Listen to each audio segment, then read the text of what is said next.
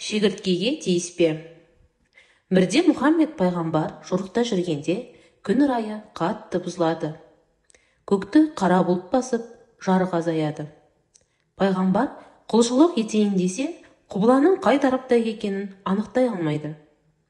Кенет бір топ шегіртке ұшып келіп, бір жерге шоғырланады. Олар жаппай құбылаға қарай ыршып, ишара қылады. Пайғамбар олардың құбыланы көрсетіп жатқанын бірден түсінеді. Намаз қатесіз сәтімен өтеліп, мұсылмандар риза болсады.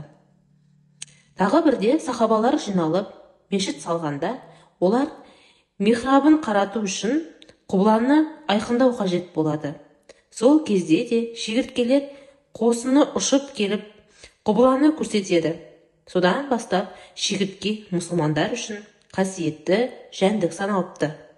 Оларды бейсауат өлтіруге тыйым салынған екен.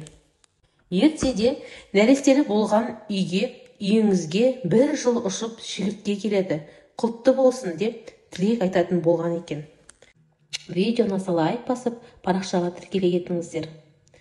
Просмотр үшін көп рахмет.